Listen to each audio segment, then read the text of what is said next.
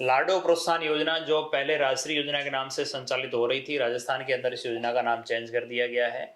जो भी बालिकाएं जिनका जन्म 1 जून 2016 के बाद हुआ है, उन सभी को इस लाडो योजना के तहत सम्मिलित किया गया है, चाहे वो गवर्नमेंट स्कूल में अध्ययनरत हो, चाहे प्राइवेट स्कूल में अध्ययनरत हो, और वो पहली से लेकर के किसी भी क्लास में पढ़ रही हो जिसकी जन्म तारीख 1 जून 2016 के बाद की है। और शर्त यह है कि उनको पहली और दूसरी इंस्टॉलमेंट जो लाडो योजना या राष्ट्रीय योजना के तहत उनको मिल गई है, वो बालिकाएं इस योजना के लिए पात्र हैं। अपन इस वीडियो में चर्चा करेंगे लाडो योजना के तहत स्कूल लेवल से किस प्रकार से आप लोग आवेदन करेंगे, चाहे आप निजी स्कूल से हैं चाहे गवर्नमेंट स्कूल से हैं, तो आवेदन करने की क्या प्रक्रिया होती है लाडो योजना में, स्टेप बाय स्टेप अपन इस वीडियो में प्रोसेस आपको बताने वाले हैं। वीडियो प्रारंभ करूं उससे पहले छोटा सा निवेदन रहेगा, आप चैनल पे नए हैं सब्सक्राइब अवश्य कर लीजिएगा। आपका एक सब्सक्राइब हमें बहुत कुछ मोटिवेट करेगा। हमारे चैनल पर लगभग 78% ऐसे व्यूअर्स हैं जो सब्सक्राइब नहीं कर रहे हैं लेकिन वीडियो को डेली देखते हैं, उनसे मेरा विशेष निवेदन रहेगा चैनल को सब्सक्राइब अवश्य कर लीजिएगा। चलिए वीडियो प्रारंभ करते हैं। हम लोग शाला दर्पण पोर्टल पर पहुंचेंगे। जैसे आप लोग शाला दर्पण पोर्टल पे आते हैं तो यहाँ पे साथियों, चाहे गवर्नमेंट स्कूल हो चाहे निजी स्कूल, उनको ये खोलना है। यहाँ पे आपको नीचे एक दिखेगा SDBSP यानी बेनिफिशियरी स्कीम पोर्टल, इस पे आप लोगों को क्लिक करना है। इस पे जैसे ही क्लिक करते हैं तो ये बेनिफिशियरी स्कीम पोर्टल खुलेगा।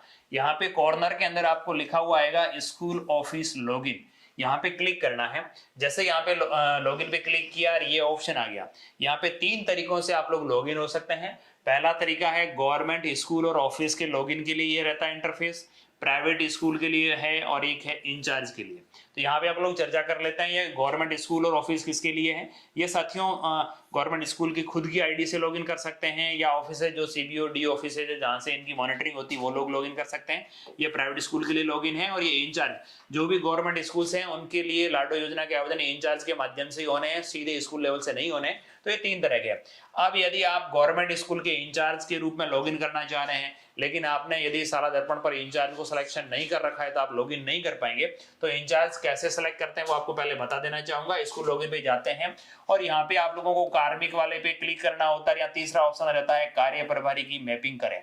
इस पे आप लोग जैसे ही क्लिक करेंगे तो आपकी जितनी स्कीम्स है वो चल रही है उन स्कीम्स की डिटेल आएगी। पहले जिन जिनको आपने बना रखा है इंचार्जेस वो आ रहेंगे।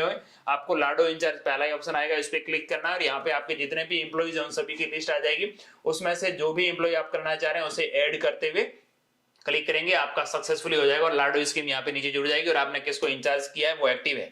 यदि वो व्यक्ति चेंज हो गया तो आप इसे डीएक्टिवेट करते हुए दोबारा से किसी अन्य व्यक्ति को आप लोग इंचार्ज सेलेक्ट कर सकते हैं। ठीक है, ये इंचार्ज सिलेक्शन होने के बाद वापस वही अपन बेनिफिशियरी स्कीम पोर्टल पे आते हैं और यहीं आपको इंचार्ज के माध्यम से लॉगिन होना है। और जो प्राइवेट स्कूल्स हैं उनको यहाँ पे प्राइवेट वाले पे केवल आपको PSP आईडी और पासवर्ड से लॉगिन होना है। इंचार्ज के माध्यम से आप यदि लॉगिन हो रहे हैं तो आपको यहाँ पे अपनी स्टाफ की जो पर्सनल आईडी है वो पर्सनल आईडी शाला दर्पण वाली यहाँ पे डालनी है। आपको अपनी स्कूल की आईडी यहाँ पे डालनी है और यहाँ पे पासवर्ड साथियों उस स्टाफ के जो शाला दर्पण के लॉगिन पासवर्ड हैं वो पासवर्ड यहाँ पे डालने हैं, ना कि स्कूल के लॉगिन पासवर्ड। यहाँ जो भी इंचार्ज है जिनकी आपने 7 डिजिट की शाला दर्पण की आईडी डाली स्टाफ की, उसके पासवर्ड आपको यहाँ पे डालने हैं, कैप्चा डालना है और लॉगिन हो जाना है। जैसे आप लॉगिन होंगे, ये वाला जब आप गवर्नमेंट स्कूल से हो रहे हैं या प्राइवेट स्कूल से जब लॉगिन हो रहे हैं तो आपके सामने ऐसा इंटरफेस खुलेगा। आपको यहाँ लाडो योजना वाले पोर्टल पे क्लिक करना है। जैसे लाडो योजना वाले पे क्लिक करेंगे आपके सामने इस लाडो योजना का पोर्टल खुलेगा और यहाँ पे आप लोगों को साथियों सेशन सेलेक्ट करना है। सेशन के अंदर विशेष ध्यान रखना है, आपकी कोई बालिका जिसका पिछले साल में आवेदन करना था लेकिन नहीं हो पाया, जिसकी भी जन्म तारीख 1 जून 2016 के बाद की है, वो चाहे पहली क्लास में है, चाहे तीसरी में है, चाहे 5वीं में है, चाहे चौथी में, जिस भी क्लास में अध्ययन रहते हैं उन सभी का आवेदन फॉर्म आप इस वर्तमान सेशन के अंदर भर सकते हैं। आपको 17 या 25 26 सेलेक्ट करना रहेगा और गो पे क्लिक करना है। जैसे मैं गो पे क्लिक कर रहा हूं, मैं गवर्नमेंट स्कूल वाले पे इंटरफेस पे हूं तो गवर्नमेंट स्कूल भी दिखेगी और उसका नाम भी दिखेगा यहाँ पे। अब यहाँ पे आता है स्टूडेंट फॉर्म का ऑप्शन। आप लोगों को यहाँ इतने सारे ऑप्शंस दिख रहे हैं, इसके अंदर आप लोगों को स्टूडेंट फॉर्म इस पे क्लिक करना है। जैसे इस पे क्लिक करेंगे तो आपकी जितने भी क्लासेज है उसके लिए कितनी बच्चियां एलिजिबल हैं, जिनकी जन्म तारीख 1 जून 2016 के बाद की है, उन सभी बच्चियों की संख्या आपको यहाँ पे दिखेगी। जैसे पहली क्लास के अंदर इनके 14 बालिकाएं एलिजिबल है, इसमें दूसरी में 15 बालिकाएं हैं, तीसरी के अंदर 5 बालिकाएं हैं, चौथी के अंदर 3 बालिकाएं। टोटल गर्ल्स अप्लाइड जिसमें से आवेदन एक का भी नहीं किया गया है, पीसीटीएस आईडी एक की भी कंफर्म नहीं की गई है, स्कूल द्वारा आवेदन फॉर्म कितनों का किया गया है, पीयू से कितने लॉक हो गए, पीयू से कितने रिजेक्ट हो गए और डीयू स्तर से कितने आवेदन फॉर्म अप्रूव हो गए जिनको पैसा मिल गया। ये आप लोगों को यहाँ पे आंकड़े दिखेंगे। जिस भी क्लास का आप आवेदन करना चाह रहे हैं उस क्लास के जो बालिकाओं की संख्या ब्लू कलर के अंदर दिख रही है, इस पे आप लोग क्लिक करेंगे। इस पे जैसे क्लिक करेंगे सारी बालिकाओं की डिटेल्स आपके सामने आ जाएगी, उनके नाम, उनके फादर नेम, उनकी मदर नेम, उनके एसआर नंबर, उसकी क्लास, डेट ऑफ बर्थ और आवेदन फॉर्म वर्तमान के अंदर पेंडिंग है, उसका आवेदन नहीं हुआ है।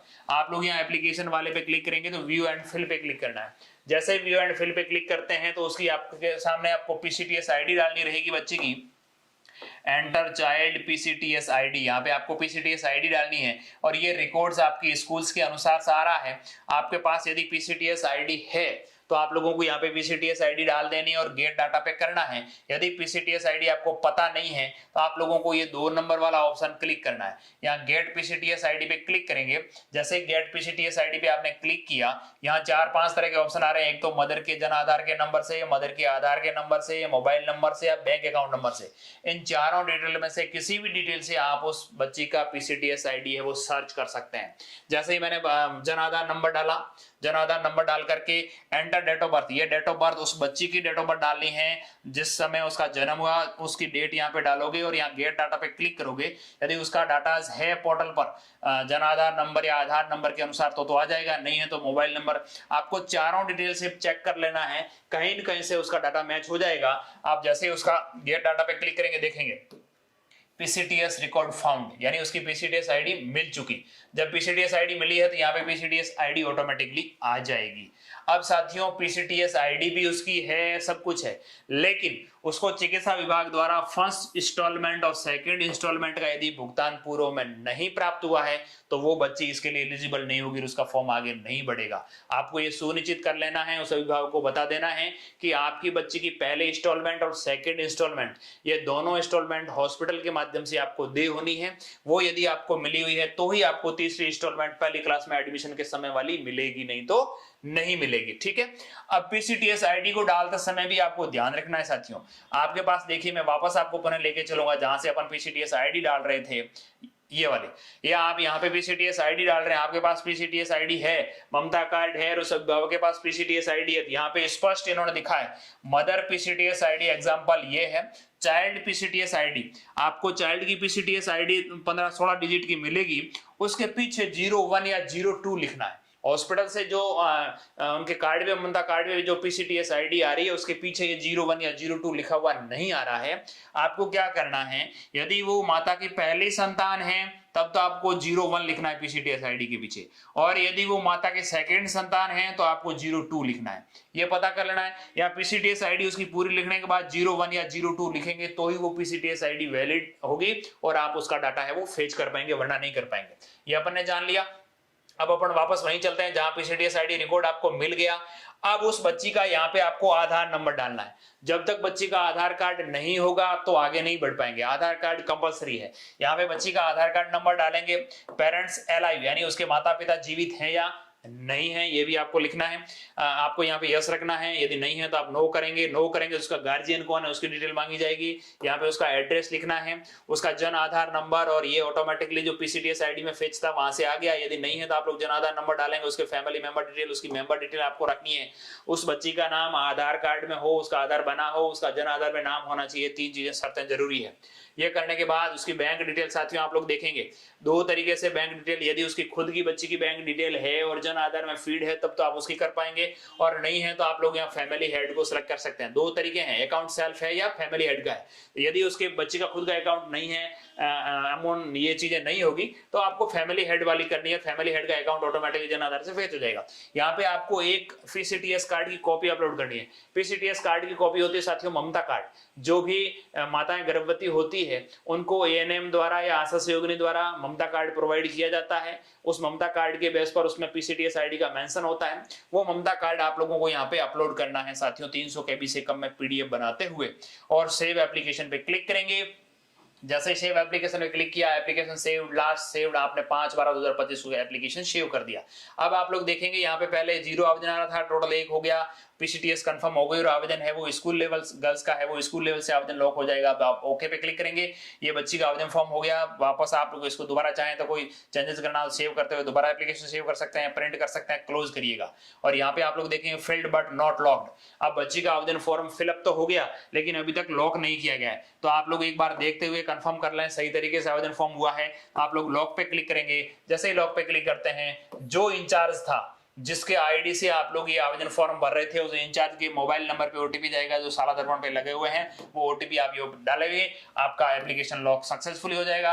और यहाँ पे देखेंगे locked in session pending at PO. अब आवेदन फॉर्म पीओ स्तर पर पेंडिंग है। अगले वीडियो में आपको बताऊंगा साथियों आप पीओ लेवल से किस प्रकार से आवेदन फॉर्म को आगे अप्रूव करेंगे, वहां पर किस प्रकार से आप लोग आवेदन फॉर्म को फेच करेंगे और कहां से क्या आपको उस फॉर्म के क्या देखना है, कैसे उसको फॉर्म को अप्रूव करेंगे, यदि गलत है तो कैसे रिजेक्ट करेंगे। सारी चीजें जानने के लिए आप लोग हमारे नेक्स्ट वीडियो को देख लीजिएगा, उसमें सारी प्रोसेस हम लोग स्टेप बाय स्टेप बताने वाले हैं ताकि आपको कहीं कोई दिक्कत ना रहे। इसके संबंध में आपको कहीं कोई कंफ्यूजन लगे, कहीं कोई डाउट्स हो, कहीं पर भी आपको समस्या फील हो, हमें कमेंट करिएगा, रिप्लाई करने का प्रयास करेंगे। एक बार पुनः आप सभी साथियों का बहुत बहुत धन्यवाद।